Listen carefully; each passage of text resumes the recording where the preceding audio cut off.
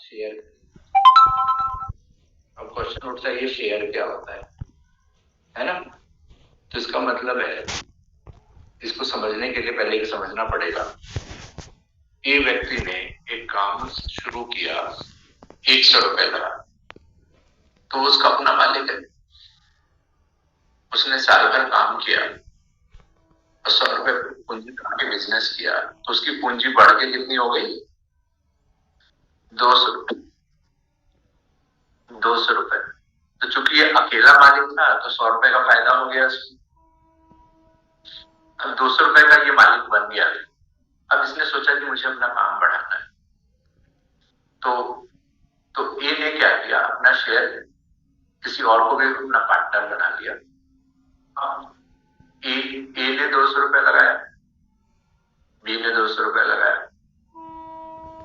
ठीक है। 200 रुपए में उसने अपना शेयर बेचा और दोनों ने 400 रुपए लगा के अपना बिजनेस किया। और सपोज कीजिए इन लोगों ने 600 रुपए कमाए। कितना रुपए कमाए? 600 रुपए कमाए। तो 400 रुपए लगाया, 200 रुपए का प्रॉफिट हुआ, है। तो इसको फायदा हो गया 100 रुपए का। अब चूंकि आधा शेयर इसके पास में है, जिसको भी फायदा हो गया 100 रुपए। इस तरह से काम करते करते इन लोगों ने 1000 रुपए बना लिया, ठीक है। अब इसके पास ए भी था और बी भी था, इसके पास सी आया, बोला कि यार तुम्हारा बिजनेस अच्छा चल रहा है, हमको भी अपना शेयर बना दो। तो इन लोगों ने बुला दिया कि तुम मुझको 1000 रुपए दोगे तब हम तुमको अपना शेयर देंगे, ठीक है। तो इसने बोला ठीक है, मैं आपका शेयर खरीद लेता हूँ। तो अब उसके कितने मालिक हो गए? 3 मालिक, ए बी और सी। और इनकी पूंजी बढ़ के कितनी हो चुकी है? 2000। 1000 उसका था, लेकिन चूंकि बिजनेस अच्छा चलने लगा तो इन्होंने बोला 6000 रुपए लगे, प्रीमियम लगे, तो 2000 हो गया। अब इन लोगों ने मिलकर सपोज कीजिए 600 रुपए का प्रॉफिट कमाया। कितना रुपए का? 600 रुपए का प्रॉफिट कमाया। तो ए को कितना फायदा हुआ, बी को कितना फायदा हुआ और सी को कितना फायदा हुआ? तो ये जो अपना भागीदारी जो लोग इसको बेचते हैं, इसी को क्या बोलते हैं? शेयर, ठीक है। ये तो मैंने सिंपल टर्म में बताया। बड़ी बड़ी कंपनी है, एसबीआई बैंक है, एचडीएफसी बैंक है ना, एलआईसी है, जियो है, बहुत सारी कंपनीज हैं जो कि अपना काम करने बिजनेस कर रही है, उनको पूंजी की आवश्यकता होती है, कि रोज शेयर के खरीद बिक्री के ट्रेडिंग होते हैं। अब मेरे को बताओ कि किसके शेयर की ज्यादा डिमांड होगी? जो कंपनी अच्छा कमा रही है, जो कंपनी खराब कमा रही है? जो अच्छा कमा रही है। तो सपोज कीजिए हम एचडीएफसी बैंक की बात कर रहे हैं, ये बहुत अच्छा कमा रही है, तो इसकी जो शेयर की कीमत है क्या होगी? बढ़ेगी कि घटेगी? बढ़ेगी, क्योंकि अच्छा कमा रही है, इसमें हम ज्यादा पैसे लगाएंगे तो फिर कंपनी का नेक्स्ट ईयर अच्छा रिटर्न होगा कि नहीं होगा? और अगर कंपनी का प्रॉफिट कम होता है, कंपनी में सरकार कुछ रिस्ट्रिक्शन आती है, उनको घाटा होने लगता है, तो सब शेयर बढ़ेगा कि घटेगा? घटेगा। तो रोज हर एक कंपनी के शेयर बढ़ते हैं और घटते हैं। आप भी चाहेंगे तो किसी कंपनी के एक शेयर खरीद के मालिक बन सकते हैं। एक शेयर खरीदेंगे तो एक उसका एक जितना कंपनी अगर बोली हमने साल भर में 500 रुपए कमाया, आपको 500 रुपए मिलेगा। कुछ शेयर खरीदा आपने, आपने कंपनी ने 500 रुपए कमाया, तो 500 रुपए से आपको कितना रुपए मिलेगा? 10 रुपए मिल जाएगा। तो आप कितने भी शेयर उस कंपनी के खरीद सकते हैं। अब सपोज कीजिए अभी एचडीएफसी का शेयर 400 रुपए चल रहा है, ठीक है। 2 महीने बाद उसकी कीमत कितने रुपए हो गई? 500 रुपए। तो आपने एक शेयर खरीदा 400 रुपए, कीमत कितनी हो गई? 500 रुपए। तो 100 रुपए आपको क्या फायदा हो रहा है? तो आप जो शेयर को बेच भी सकते हैं। शेयर को बेचेंगे तो आपको 100 रुपए फायदा नहीं होगा, कुछ टैक्स लग जाएगा, कुछ ट्रांजेक्शन टैक्स लग जाएगा। अब जो आपने शेयर खरीदा बेचा, उसके लिए अकाउंट चाहिए ना। आपके शेयर कहाँ रहेंगे? जेब में तो रहेंगे नहीं। वो जो अकाउंट जिसमें आपके शेयर रखते हैं उसको बोलते हैं डीमैट अकाउंट, ठीक है। कौन सा अकाउंट होता है? Demat account. तो अभी आपने शेयर खरीदा, आपके अकाउंट में आपने शेयर खरीदा, तो एक शेयर किसके है? एचडीएफसी बैंक के हैं। जब आप बेचते हैं आपके यहाँ से शेयर निकल जाते हैं और जो खरीदता है उसके अकाउंट में चले जाते हैं, ठीक है कि नहीं। अब ये जो एक अकाउंट से दूसरे डीमैट अकाउंट में जो शेयर ट्रांसफर करते हैं, उसको मैनेज करने के लिए 2 कंपनी होती है। एक का नाम होता है सीडीएसएल और एक का नाम होता है एनएसडीएल।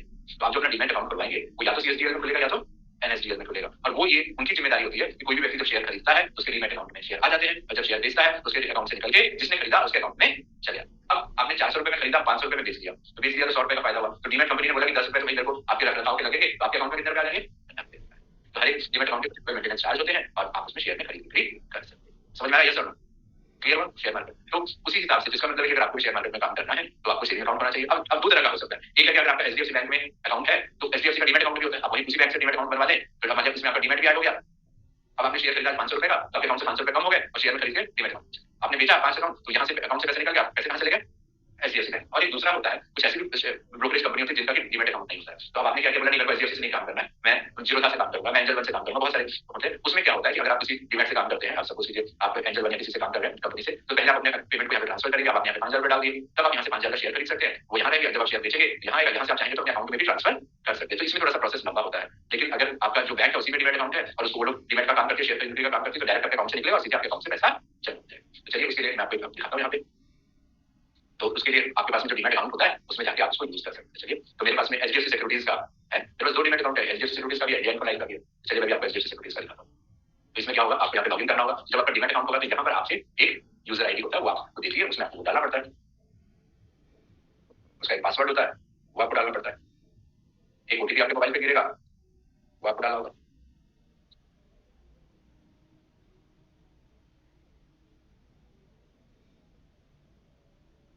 और ये एचडीएफसी सिक्योरिटीज का खुलिए, ये मैं अपना पोर्टफोलियो देख रहा हूँ। अब यहाँ पे बहुत सारी कंपनीज के शेयर है, उसको देख सकते हैं। अब अभी अडानी का नाम तो सुन रहे होंगे, कुछ उसमें से शेयर बहुत गिर गए, देखिए 19-20% गिर चुके हैं एक महीने में। तो मैंने इसमें 23,000 में एक शेयर खरीदा था, अभी उसकी कीमत 22,275 रुपए चल रहा है। अडानी पोर्ट में अभी भी मेरे को प्रॉफिट है 6% का, एक्सिस बैंक में 29%, भारतीय एयरटेल मैंने जितना खरीदा था उतना ही है, सीडीएसएल उसमें 82% का फायदा है, 872 में खरीदा था, अभी 1,554 रुपया चल रहा है। ईपैक में कुछ घाटा है।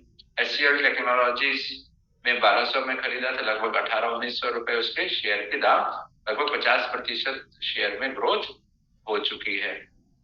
आईसीआईसीआई बैंक में 928 में खरीदा था, 1300 रुपए हो गया।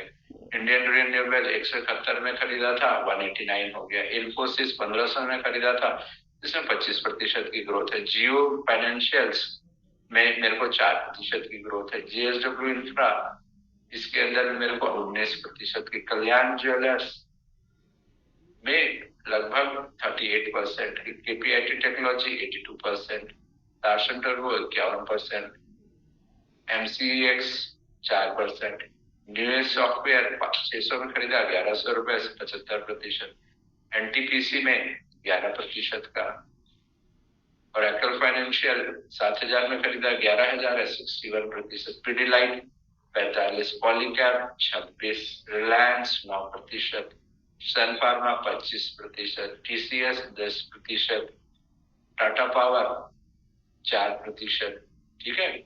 उसी तरह ट्रेंड में 11% का घाटा, यस बैंक में 71% का, और जोमेटो में 2% का फायदा है। तो ये आप यहाँ पे आप देख सकते हैं। अब इसमें नेट प्रॉफिट आपको इतना हो रहा है, आज के दिन मुझे इतने हजार रुपए का मेरा जो है प्रॉफिट बढ़ा है। तो इस तरह से ये सारे डिटेल्स यहाँ पे आपको दिखाई देते हैं। और इसको खरीद बिक्री करने के लिए मंडे से फ्राइडे स्टॉक एक्सचेंज खुला होता है, 9:15 से लेके 3:30 बजे के बीच में आप अपने शेयर की खरीद बिक्री कर सकते हैं। सैटरडे संडे स्टॉक मार्केट बंद रहते हैं। अब आपको कोई शेयर खरीदना है, इस पे क्लिक करेंगे। इस पे क्लिक करने के बाद जैसे यहाँ पे आपके रेट्स, अभी तो चूंकि स्टॉक मार्केट बंद हो चुका है, आप यहाँ पे बाय पे क्लिक करेंगे। जैसे आप बाय पे क्लिक करेंगे तो वहां पे आपके पास आएगा आप कितने शेयर खरीदना चाहते हैं। जैसे यहाँ पे मैंने बाय पे क्लिक किया, तो अभी तो एक्सचेंज बंद है, तो आप कौन सा स्टॉक एक्सचेंज से खरीदना चाहते हैं। तो अब मैं एनएससी से दो स्टॉक एक्सचेंज होते हैं, एक एनएससी होता है और एक बीएससी होता है। आप एनएससी से खरीदना चाहते हैं, कितने प्रतिशत 5 शेयर खरीदना चाहते हैं, लिमिट होता है भाई कितना रुपए में आएगा तो आप शेयर खरीद लेंगे। अगर आप बोलते नहीं हम जो मार्केट रेट चल रहा है उतना ले लो, तो आप मार्केट लगा सकते हो, तो इसमें जो भी रेट में चल रहा होगा वो खरीद देगा। अब आप लिमिट लगा दोगे, नहीं मेरे को कितना रुपए में खरीदना है, 1550 रुपए में खरीदना है, तो 1550 में ही खरीदेगा। अगर वहां पे आएगा तो ये बिकेगा, नहीं आएगा तो नहीं खरीदेगा। क्लियर। तो इस तरह से अब जैसे क्या मैंने आज कुछ शेयर खरीदे या बेचे, तो वो देख लेता हूँ। यहाँ पे मैंने कुछ शेयर खरीदे हैं और उसके बारे में ये मेरे को दिखा रहा है। जैसे मैंने आज सीबीएसएल खरीदा, तो थोड़ा सा शेयर गिरा है, तो 39 रुपीज का मेरे को घाटा हुआ। मैंने कितना में खरीदा था आज, 5 क्वांटिटी 1562 में, लेकिन बंद कितने में हुआ है, 1500 इसमें।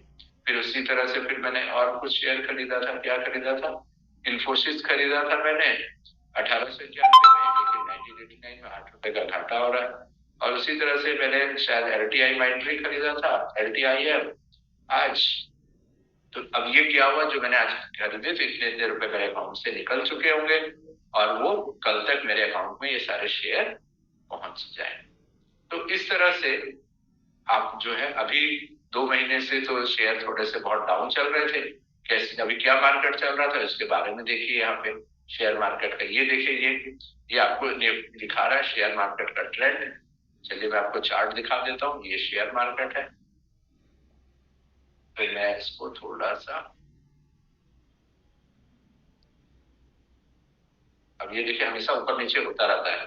कभी शेयर मार्केट यहाँ पे देखिए, ये यहाँ पे था, ये पीक पे गया, उसके बाद में गिरते गिरते गिरते यहाँ आया, फिर यहाँ आया, फिर यहाँ आया, और अभी काफी 1 महीने से शेयर गिर रहा था। आज चूंकि महाराष्ट्र में बीजेपी जीती है, तो फिर यहाँ से शेयर मार्केट अप ट्रेंड की तरफ बढ़ रहा है। तो उस तरह से आप इसको देख सकते हैं। आपको काफी लंबा इंटरवल दिखा रहा हूँ, ये देखिए बहुत, इसको थोड़ा मैं एक वीक के अंदर। अब ये देखिए पूरा शेयर मार्केट का चार्ट, यहाँ से देखिए था एक शेयर मार्केट ऐसे ऐसे ऐसे चल रहा था। ये जो नीचे गिरा ये कोविड के टाइम में, जब कोविड आया था 2020 में, तो यहाँ से देखिए ट्र करके यहाँ गिरा, फिर कोविड थोड़ा थोड़ा कुछ कुछ हुआ तो फिर रिकवरी आई, फिर ये बढ़ता है। तो शेयर मार्केट तो ऑलवेज बढ़ता ही है, लेकिन देखिए हमेशा ये बढ़ रहा है, फिर कभी गिरता भी है बढ़ता भी है। इसी तरह से यहाँ आया, फिर यहाँ से करेक्शन हुआ यहाँ पे, और फिर थोड़ा सा ये बढ़ने की शुरुआत। सर एक बात पूछना था सर। हाँ बोलिए।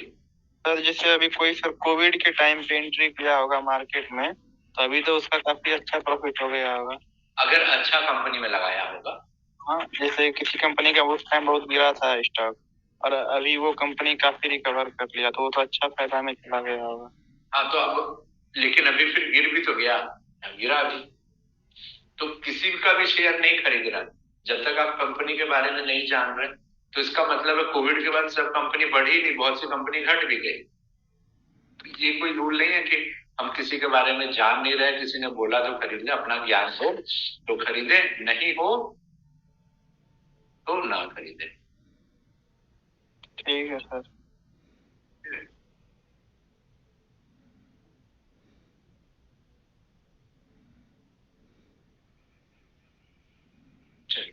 तो इस तरह से आप यहाँ पे और कुछ अपने वॉच लिस्ट क्रिएट कर सकते हैं, जिनको आप खरीदना चाहते हैं उसका क्या रेट चल रहा है, क्या रेट बढ़ रहा है, तो वो आप वहां पे देख भी सकते हैं। तो ये, लेकिन शेयर मार्केट में पैसा, बाप का पैसा नहीं लगाना, अपना कमाओ, तब पैसा लगाओ, जमीन जगह बेच के मत लगाओ, और जितना अपना सेविंग है उसका 10 से 15% ही लगाओ। बात समझ में आया? दोस्त के चक्कर में मैंने कुछ बेच के इधर से लोन लेके, और अगर ये सब काम करोगे तो अल्लाह के नाम पे कुछ दे दे बाबा, फिर मांगना पड़ जाएगा तो प्रॉब्लम हो जाएगी। इसलिए ये चीज तभी करना है जब हम अपना सेविंग के बाद अपने पैसे को कुछ करते हैं, उसमें भी प्रॉपर ज्ञान की आवश्यकता होती है।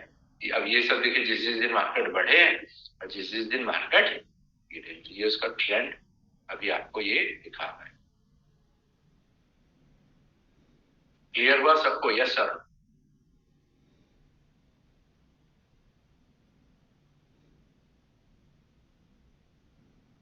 तो इसी तरह से अलग अलग अकाउंट्स होते हैं। तो अब यहाँ पे जब भी मैं कोई शेयर खरीदता हूँ, डायरेक्ट मेरे अकाउंट से पैसा निकलता है, और वो चूंकि अभी आपका लक खराब है, तो जो मैं ये बैच पढ़ा रहा हूँ तो उस समय में शेयर मार्केट ऑफ है, नहीं तो मैं भी लाइव आपको खरीद बिक्री करके भी दिखा देता, क्योंकि शेयर मार्केट जो है सुबह 9:15 से 3:30 बजे तक ही ओपन रहता है, उसके बाद आप उसको खरीद बिक्री नहीं कर सकते। ठीक है, आया बात समझ में? यस और नो? चलिए एक और अकाउंट है, मैं वो भी दिखा देता हूँ।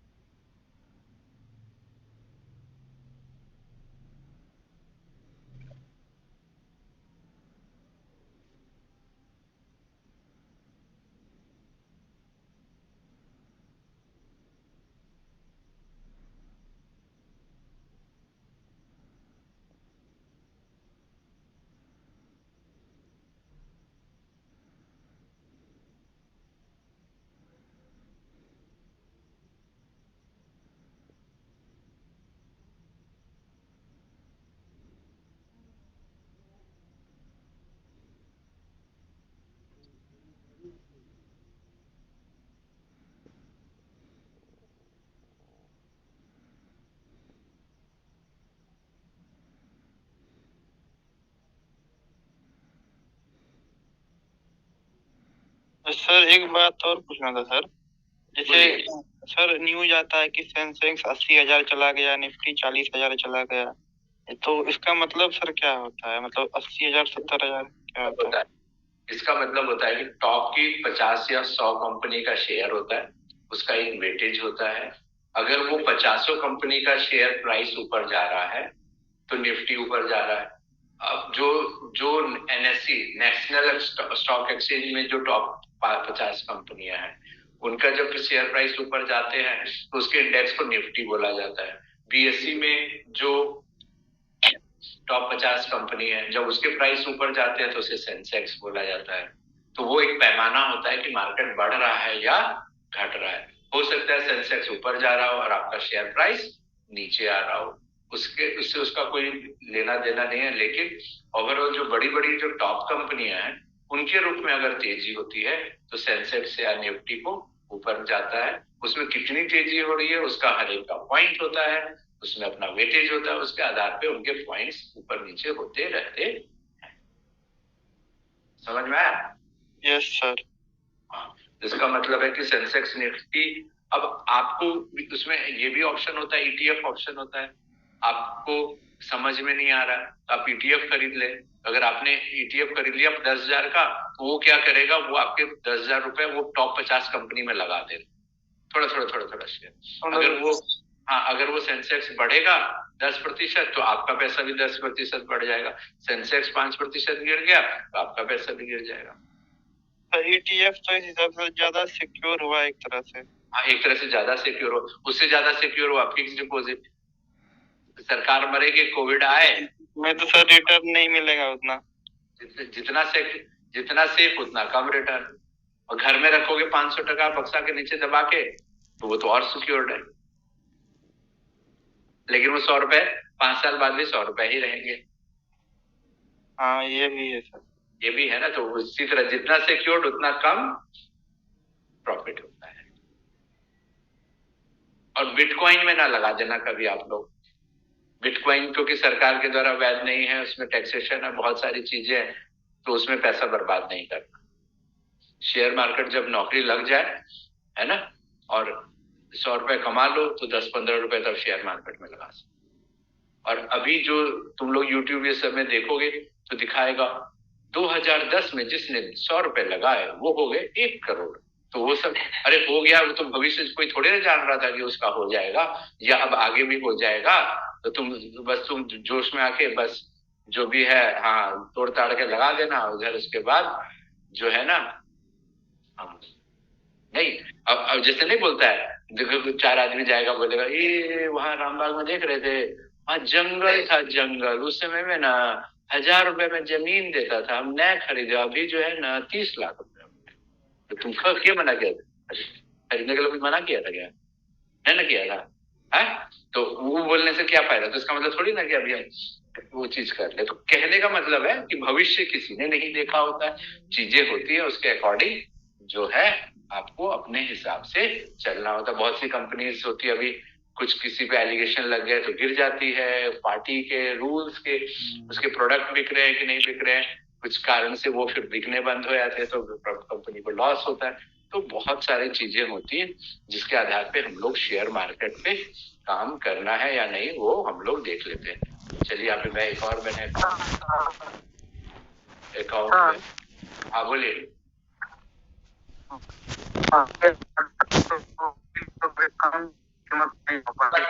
कट के आवाज आ रहा है, कट के आवाज आ रहा है, फिर से बोलो। बोल रहे हैं बढ़ती आबादी के साथ जैसे बढ़ रहा आबादी, उस हिसाब से तो शेयर का दाम तो जमीन का दाम तो बढ़ते जाएगा, कभी कम नहीं होगा। तो पूर्णिया में जमीन तुम खरीद ले तो वो बढ़ेगा कि घटेगा, पहले बताओ। दाम तो बढ़ेगा। दाम बढ़ेगा तो उसी तरह भारत का भी ग्रोथ होगा तो कंपनी का भी शेयर बढ़ेगा। लेकिन शेयर मार्केट तो बढ़ रहा है, लेकिन जिस कंपनी में तुमने लगाया वो बढ़ रहा है कि नहीं बढ़ रहा, वो ना इम्पोर्टेंट है। यस। तुमने जहां पे जमीन खरीदा वो सही जमीन खरीदा कि नहीं खरीदा, कि किसी का वो मैंने कि वो सरकारी जमीन ही खरीद लिया या उसमें विवाद था वो खरीद लिया, उसमें कोर्ट में गया, वो ना इम्पोर्टेंट है। पूर्णिया का तो जमीन का रेट बढ़ गया, लेकिन तुम सही जमीन खरीद पाया कि नहीं खरीद पाया? बात समझ में आया? हाँ, तो सही जमीन भी खरीदना होगा, तो इसी तरह आपको सही स्टॉक भी चुनना होगा। जैसे आज मैंने कुछ इन्वेस्ट किया ना, या कि नहीं किया, तो मेरे को लगा कि उसमें अच्छा है, लेकिन अभी थोड़ा सा उसमें गिरा भी, तो वो तो मेरे विवेक पे डिपेंड करता है। जैसे देखिए आज इसमें भी मैंने इस अकाउंट से भी मैंने कुछ खरीदा, टाटा पावर खरीदा, लेकिन मेरे को लग रहा है ये अच्छा भागेगा, लेकिन आज उसमें हमको थोड़ा सा लॉस हुआ होगा कुछ। 120 रुपए का घाटा हुआ है ना। लेकिन कल परसों फिर भागेगा, तो उसके हिसाब से हमको, अब जो नया नया इन्वेस्टर हो देखेगा, रे इतना टका लगाया, 6,305 रुपए लगाया, अभी अभी इसको 120 रुपए घाटा है, तुरंत बेच के, बात समझा। तो हम अपना अपना हम लोगों को चीज होता है, और हम लोग ये मान के चलते हैं कि ये जीरो भी हो जाए तो हमको कोई फर्क पड़ने वाला नहीं है। और तुम अपना एफडी उफडी तोड़ के, पिताजी का एफडी तोड़ के यहाँ लगा दिया, पिताजी ने पूछा, रे बेटा कहाँ गया पैसा, तब तो फिर तो बेटा ना, बोलते हैं ना, धोबी का कुत्ता ना घर का ना घाट का। घाट का। तो इसीलिए जो है उसके हिसाब से,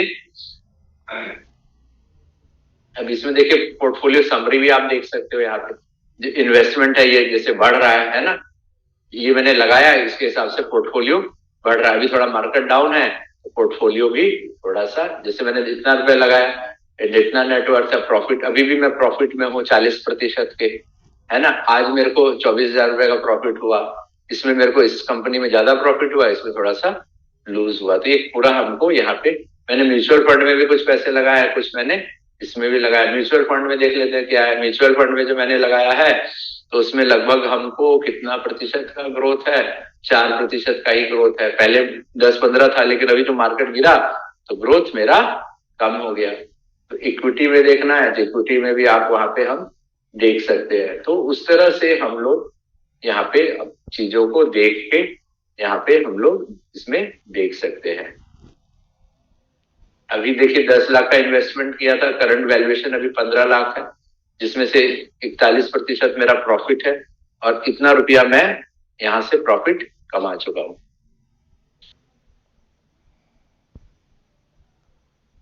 अब ये देख के कि सर प्रॉफिट कमाए हैं तो माथा मत घुमा लेना।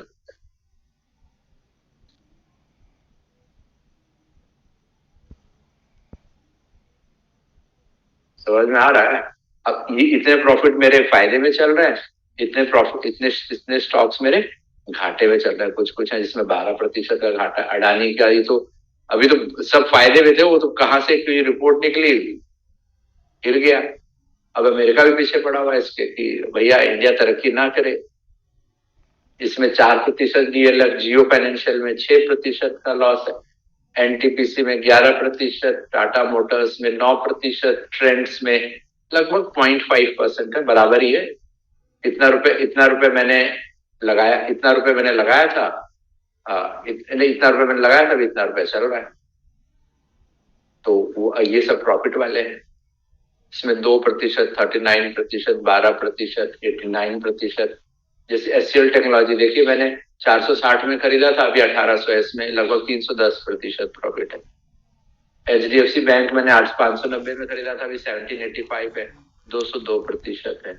आईसीआईसीआई बैंक 800 कुछ में खरीदा था, इसमें 46% है। इन्फोसिस मैंने 900 कुछ में खरीदा था, 90% है। जीएसडब्ल्यू में 7% है। केपीआई 10%, लार्सन टर्बो 28%, न्यू जेन में 70%, और आईकल फाइनेंशियल में मैंने 53,000 रुपीज लगाया है, 6 महीने में देखिए कितना हो गया, 95,000। परसिस्टेंट 33,000 लगाया, 59,000। पीडीलाइट 29,000 लगाया, 30,000। पॉलीकैप 85,000 लगाया, 1,08,000। 70,000 लगाया, 1,16,000। 14,000 लगाया, 1,720। 48,000 लगाया ये, और इसमें 47,000 लगाया टाइटन में, तो 69,000। ये आपको यहाँ पे अपना रेशो तो सोच समझ के लगाना पड़ेगा, दिमाग अपना लगाना पड़ेगा, तब आप इसमें सक्सेस कर पाएंगे। नहीं तो बेटा लुटिया डूबने में 2 सेकंड भी नहीं लगेगा। उसके बाद उसमें आईपीओ होते हैं, वो लगा सकते हैं। जैसे मैंने आज एक आईपीओ लगाया, अगर वो, अब आईपीओ भी सोच समझ के लगाना पड़ता है। जिसका नाम सुनते होंगे ना, अभी ओला का आईपीओ आया, इसके बाद अभी एनटीपीसी ग्रीन का आईपीओ आया। आज भी मैंने एक आईपीओ लगाया यहाँ पे। इस आईपीओ लगाने के लिए इसके अंदर में एक ऑप्शन होता है आईपीओ, आप उसमें जा सकते हैं। आईपीओ ऑर्डर बुक ये मैंने लगाया यहाँ पे, इसमें मैंने लगाया था आईपीओ। C2C कहा भाग गया।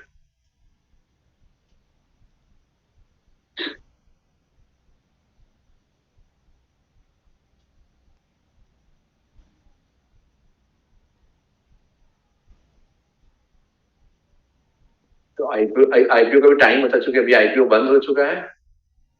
आईपीओ क्लिक करेंगे अभी, जैसे इसमें जिसका आईपीओ मैंने C2C एडवांस आईपीओ है ना, इसमें मैंने लगाया। इसमें अगर आप लगाना चाहते हैं तो उस समय में स्टॉक एक्सचेंज खुला रहना चाहिए। तो जिस कंपनी में आप आईपीओ लगाना चाहते हैं वहां जाएंगे, अप्लाई करेंगे। एक सेकंड, मैंने किस पे क्लिक कर दिया रे? अच्छा, बाहर निकल गया।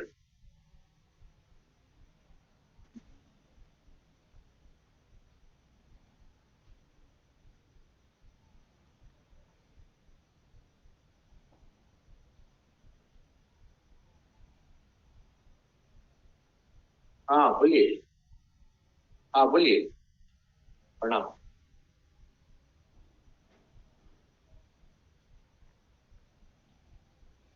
हाँ तो अगर ऑफिस में मिलिए आप करवा देंगे।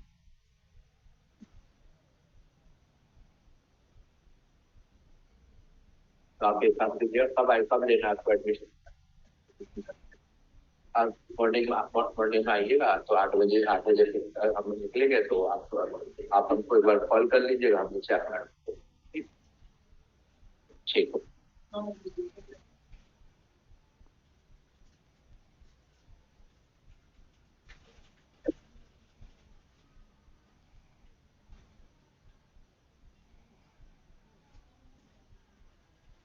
चलिए, अब यहाँ देख लेते हैं। तो उसमें आईपीओ कैसे लगाते हैं वो मैं दिखा देता हूँ।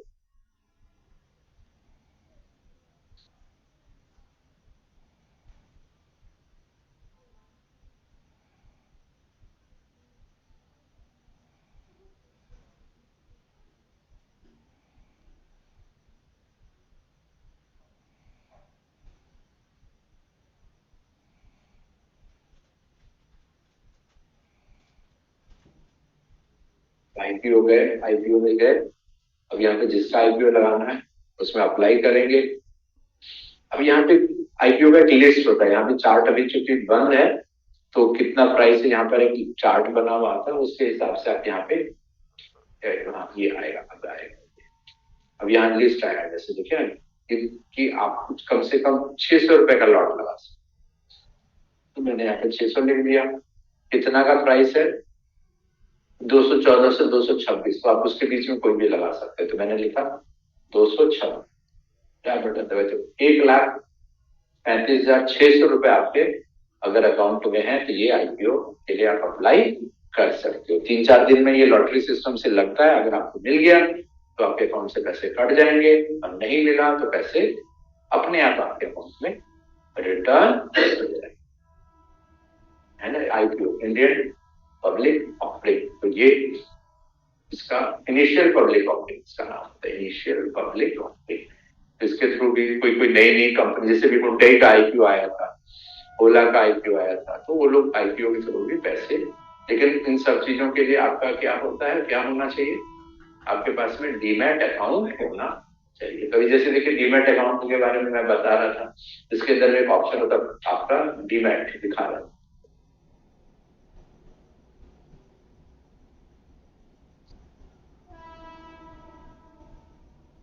ये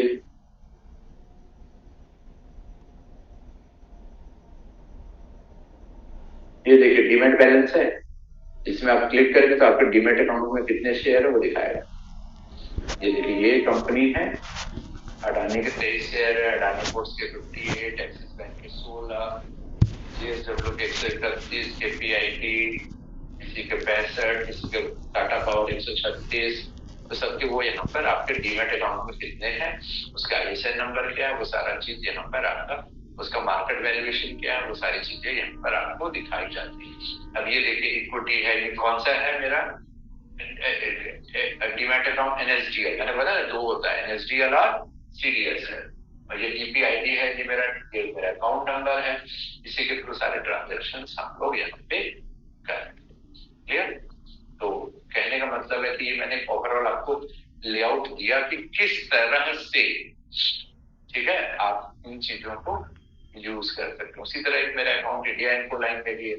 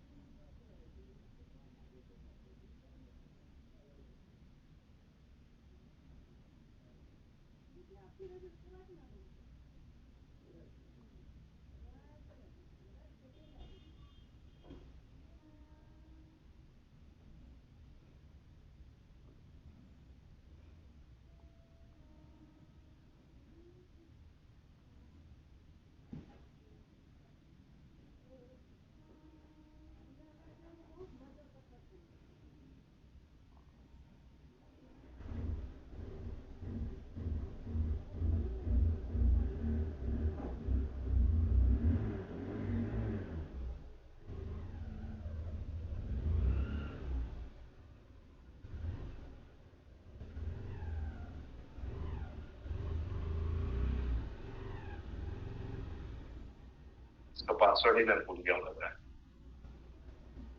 forget password.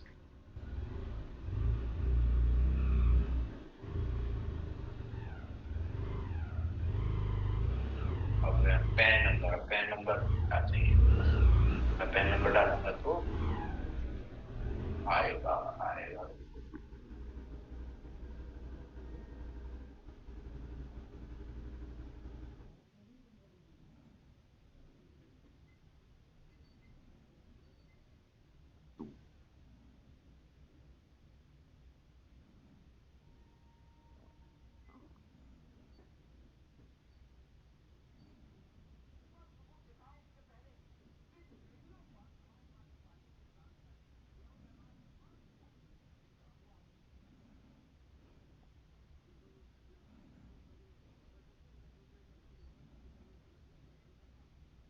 OTP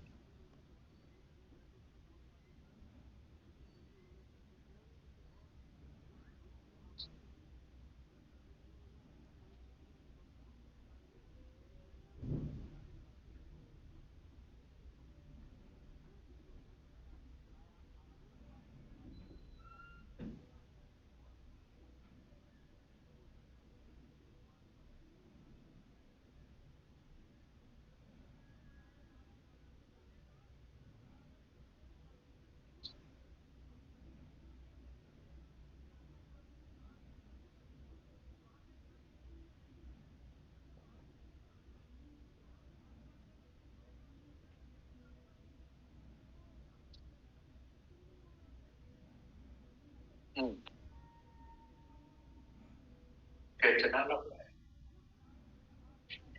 special character ये होना चाहिए।